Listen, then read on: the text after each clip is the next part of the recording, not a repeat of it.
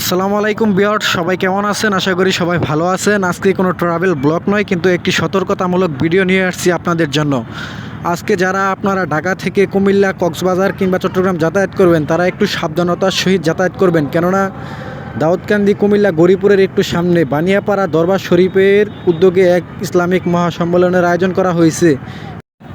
এর জন্য এই রাস্তায় বিপুল পরিমাণে জ্যাম লেগে গেছে। তারপরও পুলিশ সার্বক্ষণিক এই জায়গাতে উপস্থিত রয়েছে যাতে কোনো প্রকার দুর্ঘটনা না ঘটে।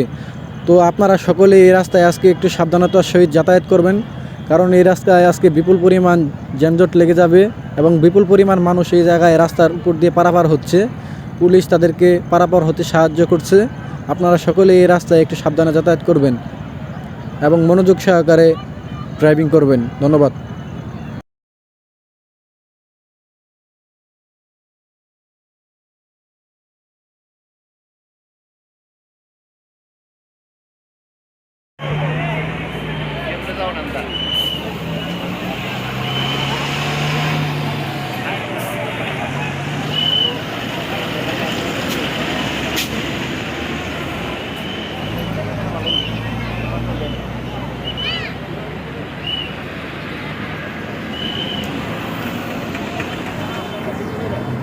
আসেন, আরো কিছু লোক আসেন। আমাদের যুবকদের জন্য দোয়া করা হয়। আমাদের এই যে নতুনভাবে আমরা স্বাধীনতা পেয়েছি বাংলাদেশে, আমাদের খুলে কথা বলতে পারতেছি।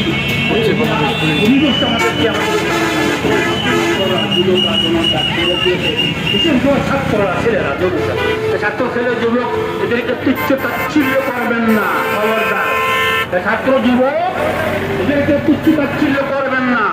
এরা হইল আমাদের হিসাব করে দেখেন, আমরা যে বয়স হয়েছে এই বয়স আমাদের ওয়ার্ল্ডে যখন যখন যে পরিবর্তন এসেছে, আল্লাহ এই ধরনের এদের উসিলা আল্লাহ একটা চেঞ্জিং এনেছে, চেঞ্জিং এসেছে।